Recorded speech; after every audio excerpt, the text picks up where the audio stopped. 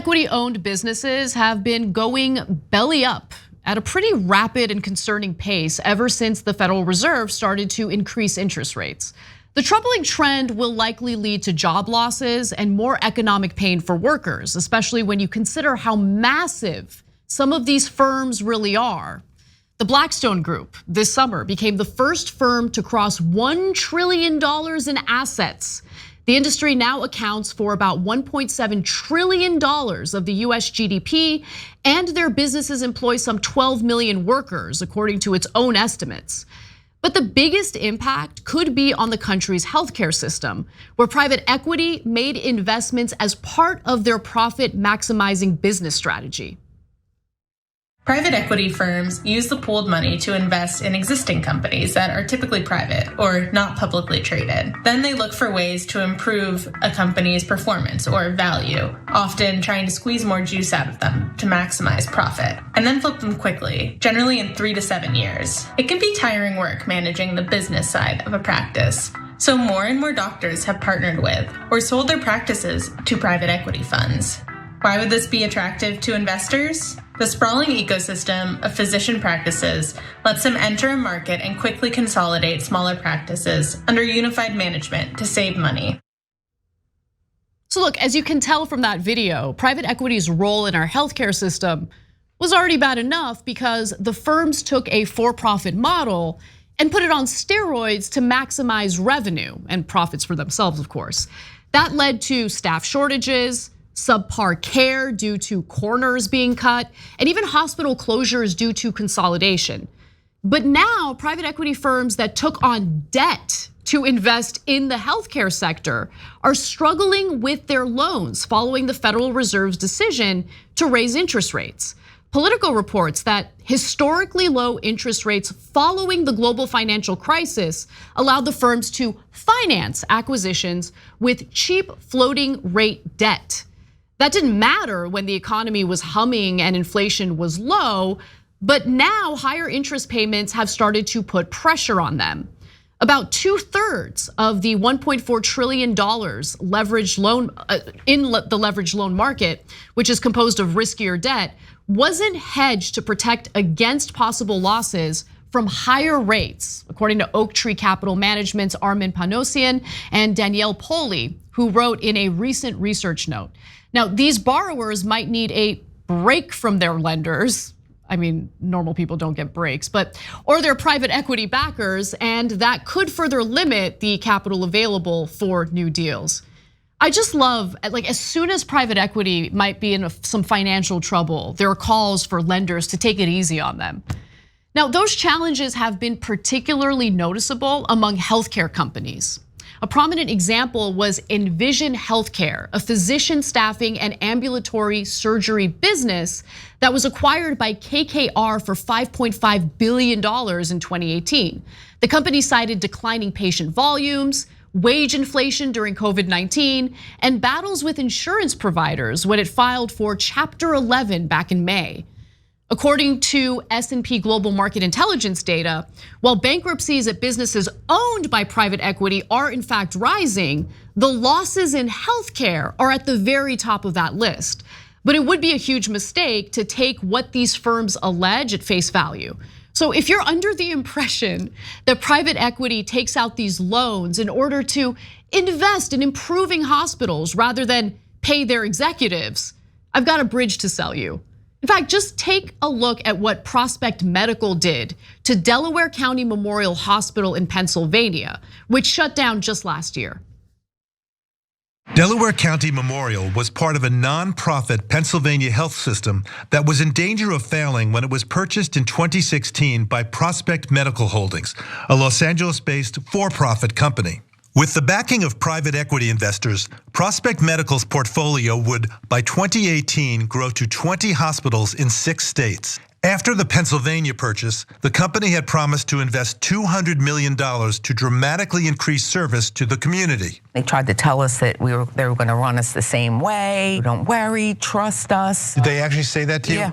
Instead, Napolitano says Prospect Medical dismantled the hospital piece by piece, leading to longer waits in the ER and forcing staff to transfer more patients to other hospitals. They kept on cutting services. Things wouldn't get fixed. Our elevator in the back of the emergency room has been broken for over a year, holes in walls. Of the 20 hospitals owned by Prospect Medical, 5 have closed, including this 89-year-old hospital in San Antonio, laying off more than 500 workers.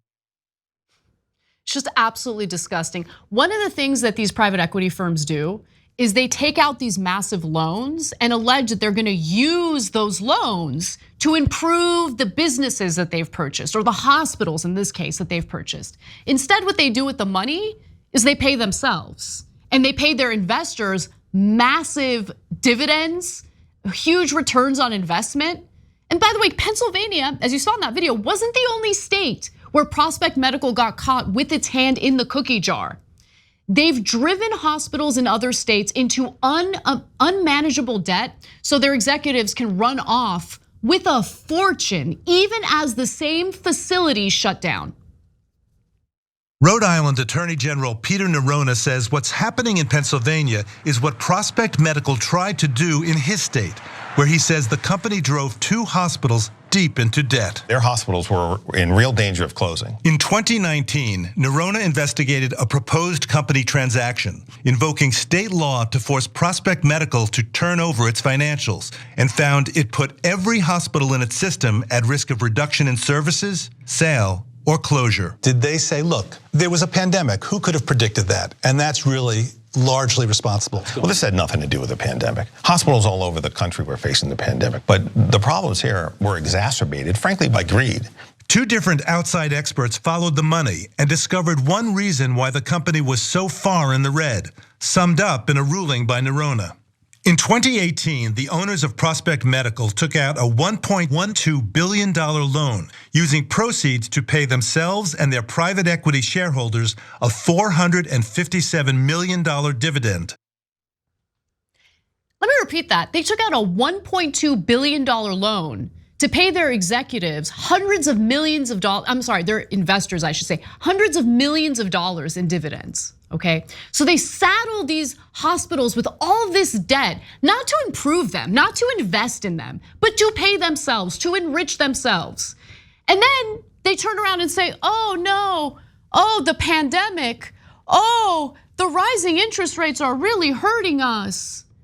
They had no interest in improving these hospitals, maintaining these hospitals. All they cared about was raping and pillaging these hospitals and private businesses, by the way, all across the country. That's exactly what happened with Toys R Us and other brands that I grew up with, that I grew up loving. All those businesses that shut down, partly shut down due to the greed of private equity saddling those businesses with unmanageable debt.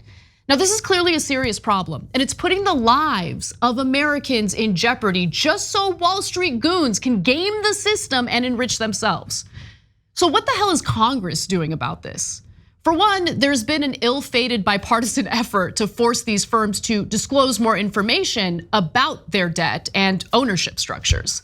The House Energy and Commerce Committee unanimously passed a bill led by Republican Chair Cathy McMorris Rodgers of Washington in the spring that would require certain private equity-backed businesses to disclose more information about their operations. And that's it.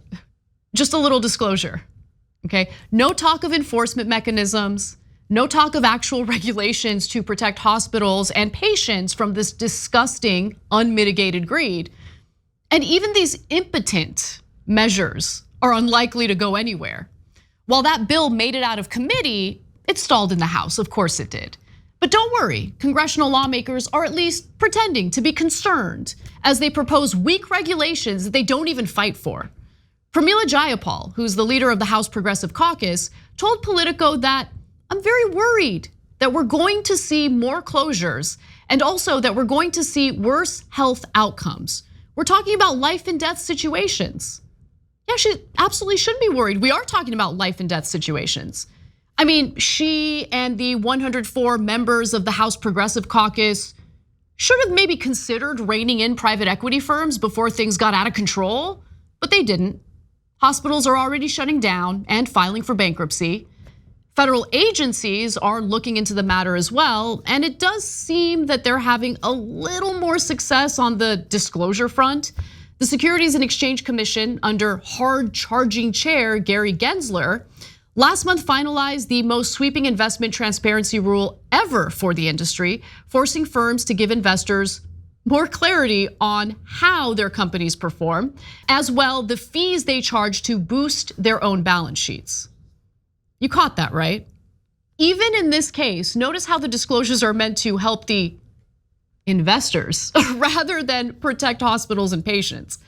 Look, I get that it's the SEC and that's their whole role in this pretty gross system, but it certainly says something that Congress, the regulatory body that's supposed to protect us, the American people, is so inefficient, negligent, and useless, while efforts to protect investors tend to go smoothly. Kind of shows you what our current government values and prioritizes, doesn't it? All right. Well, I know that was a downer, but it's important to know what's actually going on with private equity, why these hospitals are closing. And when you come across a story that alleges that rising interest rates is really the reason why you're seeing these hospitals shut down, make sure you're armed with the actual information to fight back against that BS narrative, because that's exactly what it is, BS. Businesses and hospitals were shutting down well before the pandemic as a result of private equity and their greed, as a result of them taking out unmanageable debt in order to enrich themselves.